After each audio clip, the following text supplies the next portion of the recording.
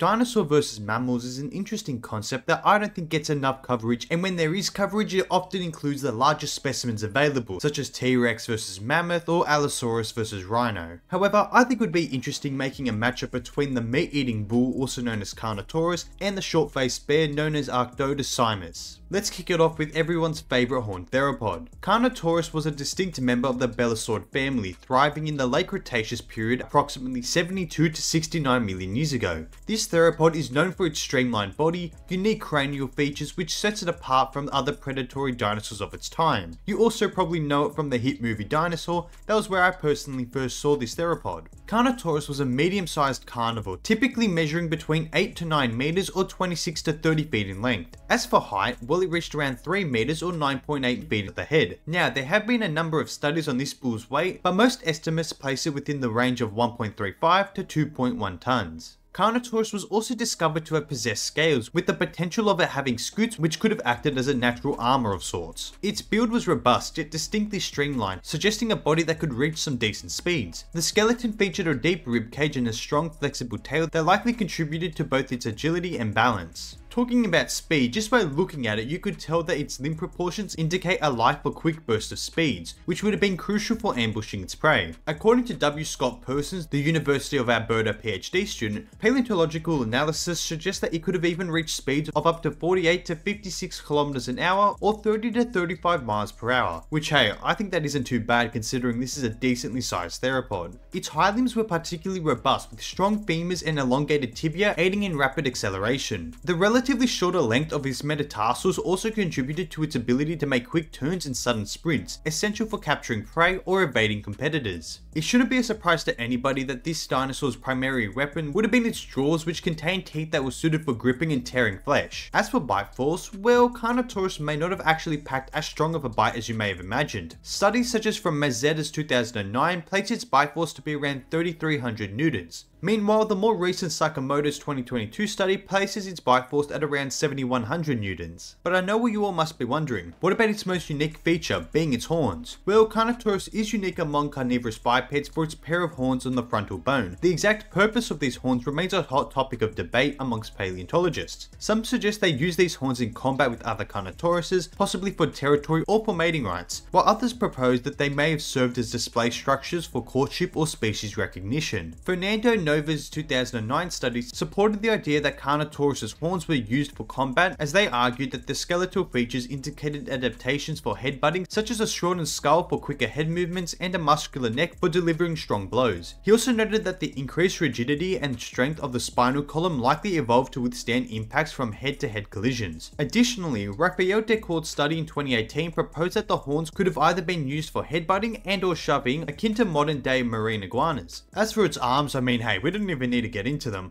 It arguably made him one of the most dangerous and powerful animals to ever exist. I mean, no other animal had arms just as powerful as the Carnotaurus's.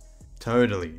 But what about this dinosaur's intelligence? Well, according to Cerroni and Paulina's study in 2019 using a CT scan of a Carnotaurus's brain cavity, I noticed some important insights. The brain itself only filled up some of this space, giving Carnotaurus a reptile encephalation quotient larger than many of its relatives. However, its brain size wasn't quite as large as some other theropods such as the Tyrannosaurids. While it may not have been the smartest predator around, it was still a notch above some of its family members. Carnotaurus also had large olfactory bulbs indicating a keen sense of smell, perhaps even rivaling some modern day animals. The downward curving olfactory tracts are a unique feature which is only shared with Indosaurus, further pointing its reliance of smell over sight. The flocculus, a brain region linked to gaze stabilization, was large, hinting that Carnotaurus, much like modern-day hawks, made quick coordinated head and body movements. However, its hearing was geared towards low frequencies, with a range below 3 kHz. For comparison, a human can hear between 0.02 to 20 kHz. This means it could detect the lower frequency sounds but would miss the high-pitched calls that creatures like dogs and cats could easily hear. As for hunting, well, Carnotaurus likely relied on ambush tactics, using its speed and powerful jaws to take down prey in a quick succession. Although the formation where Carnotaurus was discovered continues to be researched today, some potential prey options have been identified. One of these include the smaller sauropod known as Titanomachia. a titanosaur which could have grown up to 10 tons in weight. While it's unlikely that Carnotaurus would have gone for the full-grown adults, younger sauropods around its own size, if not slightly larger and or smaller, would have been a viable option. We also can't forget about the undescribed hadrosaurs and ankylosaurs from the formation, which could have been potential food options depending on their size. Regarding interspecies conflict, it is hypothesized that Carnotaurus may have engaged in shoving matches using its horns and robust body to establish dominance. Even if one wants to discount the use of their skull and horns in these conflicts, there would still have been conflict within the species, potentially resolved through using their powerful jaws. Carnotaurus also had competition, this being from the newly discovered and close relative Coelacanth inukayali, which was a fair bit smaller at 5 meters or 16 feet. Through these interactions, Carnotaurus would have undoubtedly gained considerable experience with dealing with a number of different animals, including members of its own species, other carnivores and herbivores. And with that, it is evident that Carnotaurus was both an amazing dinosaur and a capable hunter, being adapted to take on a number of different prey options from small to large. It definitely is a strong opponent for this matchup. But now let us move on to the challenger, Arctodus Simus. Arctodus Simus, or the short-faced bear, is arguably the most famous example of the extinct portion of the Asurdae family. It roamed North America during the Pleistocene epoch approximately 2.5 to 11,000 years ago. This prehistoric bear is renowned for its immense size and powerful build, distinguishing it from the other large predators of its era. The short-faced bear was one of the most formidable predators of the Pleistocene era. Standing 1.6 meters or 5 feet tall at the shoulder, this enormous bear could get even taller, as it would reach over 3 meters or 9.8 feet in height when standing on its hind legs. Now, weight estimates tend to place it around 900 kilograms or just shy of 2,000 pounds, but since we're putting this bear against such a large opponent, we'll be using its heaviest estimates. At its heaviest, Arctodus Simus seems to have weighed approximately 1.2 tons without fur or fat, hence with everything it likely meant that it was over 1.3 tons. Now, I'm sure a lot of you might have been wondering, hey, why am I doing a video on Arctodus Simus and calling it the largest bear when Arctotherium was estimated to be 1.5 to 1.7 tons? Well, with the recent times, it seems that those were massive overestimations, with them more likely reaching around 1.1 tons. This is supported by the difference in bone size, as Arctotherium's humerus measured around 62 centimeters while Arctodus's was around 64.6 centimeters. I mean, clearly it's a very small difference with them both being extremely close. However, it is more likely at the current point in time that Arctotherium did not reach those higher estimates. Now, I'm not going to go out and say that it couldn't have reached these weights, but until I see more recent papers going on to support this, I'm more siding with Arctodus Simus's more reliable weights, indeed making it the largest bear. Remarkably, despite Arctodus Simus's massive size, it could still reach impressive speeds. According to a study carried out by the Yukon Paleontological Program, this bear may have reached a top running speed of around 45 kilometers an hour or 28 miles per hour. This speed was facilitated by its long front and hind limbs, optimized for endurance and swift movement. However, its agility was not as pronounced, with the bear's large size and extended limbs making it difficult to execute sharp turns during pursuits. The short-faced bear was certainly well equipped when it came to weaponry. Despite it being known as the short-faced bear,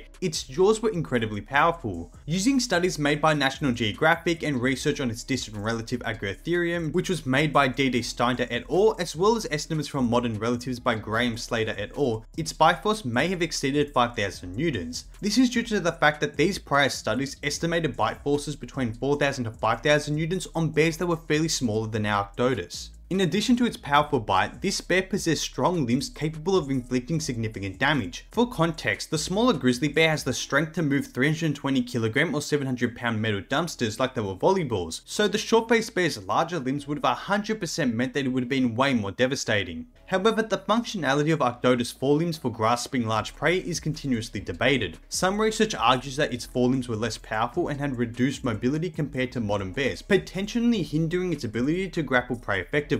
Others contend that the bear's forearms were still robust and capable of subduing large prey. This is supported by the shape of the elbow joint and the well-developed medial epicondyle. This would have provided Arctodus with a high degree of forelimb dexterity, useful for both immobilizing prey during hunting as well as picking apart plant life. Arctodus Simus, much like its modern relatives, was likely an extremely smart and cunning animal, with fossil evidence suggesting that they were highly capable predators. Notably, they make up only about 1% of all carnivores discovered in tar pits, which indicates that they were aware of the dangers and adept to avoid them. Arctodus also possessed a significantly large nasal cavity, indicative of extensive nasal tissue. This adaptation likely endowed the bear with an exceptional sense of smell, enabling it to detect the scent of either prey, carcasses, or competitors from great distances. This feature would have also facilitated the intake of large amounts of oxygen, aiding in the pursuit of prey. As for hearing and vision, well, it hasn't been thoroughly studied, but I would place it slightly below the modern day bears. As for hunting and combat, well, Arctodus faced significant competition within its ecosystem. This included formidable predators such as the Smilodon, direwolf, and American lion. Each of these rivals posed unique challenges that it was forced to overcome,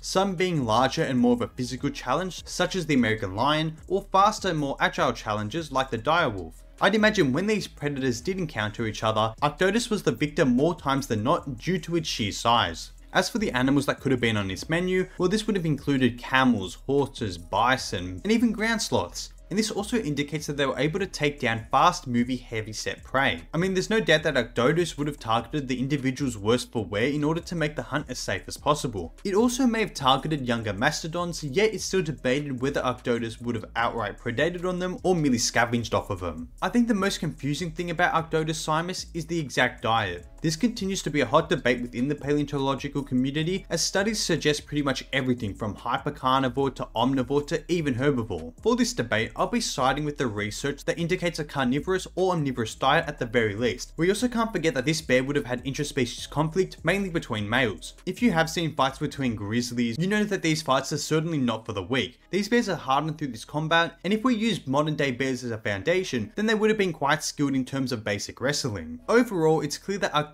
Simus was certainly an impressive animal. It was both large and heavy, fast, and capable of taking on animals similarly sized if not larger than itself. It undoubtedly makes it a mammal worthy to contest a dinosaur. But who takes which categories? Well, I would say Carnotaurus takes length, weight, armor, speed, agility, bite force, and bite effectiveness. Meanwhile, Arctodus Simus would take height, intelligence, weaponry, senses, battle IQ, combat skill, and experience. So for this battle, we'll be using the closest weights in order to make this the most interesting scenario: a 1.3 ton Arctodus and a 1.35 ton Carnotaurus. In a showdown between these two, the Carnotaurus has several key advantages that it could use to secure its victory. Carnotaurus is slightly heavier, being 1.35 tons compared to the Arctodus's 1.3. The theropod is also superior when it comes to both speed and agility, giving it a critical edge. Getting more into speed, we can tell that these two extinct animals are very close, with Carnotaurus still likely being able to outmaneuver Arctodus, as the bear topped out at 45 km per hour to the Carno's 56. Although they are technically extremely close when it comes to speed and size, Carnotaurus is still both slightly faster and slightly larger, with a solid build made for charging and shoving opponents. Carnotaurus's attacking method would also play a pivotal role. Utilizing its powerful jaws with a bite force of up to 7100 newtons, it could deliver devastating bites to Arctodus. Its distinct horns could be effective in disorientating the bear as well as just pushing it back. These horns, along with the muscular neck and robust body, suggest that it was not only powerful but can sustain damage, making it a vital weapon for this matchup. With the Carnotaurus's larger flocculus aiding in the gaze stabilization, suggests that it could maintain focus and coordination against the bear. In contrast, Arctodus would have to rely on its limb strength and paws to either topple the Carno or deliver significant damage. Despite its strength and powerful bite, Arctodus would struggle with the combination of the size and overall structure of the Carnotaurus. Also, in order to gain a better angle on the Carnotaurus's vital areas such as neck and body, it would be required to stand up on its hind legs. To me, this seems like a massive disadvantage, as a natural biped like Carnotaurus would have the advantage in terms of stability. It could very well knock the bear over and soon end the battle. Thus, in this debate, despite limiting the Carnotaurus' size, I still think they would pick up the victory. It's just simply too large, too fast, has a stronger bite force, scaly skin. I mean, clearly it just has too many advantages. Although I still think Arctodus could put up a good fight. Its claws wouldn't be something that Carnotaurus would be used to, and the fact they could also go from bipedal to quadrupedal would certainly shake things up. Anyways though, we've reached the end of the video and I hope you all enjoyed. As always, don't forget to like and subscribe, and I'll catch you on the next video. See ya.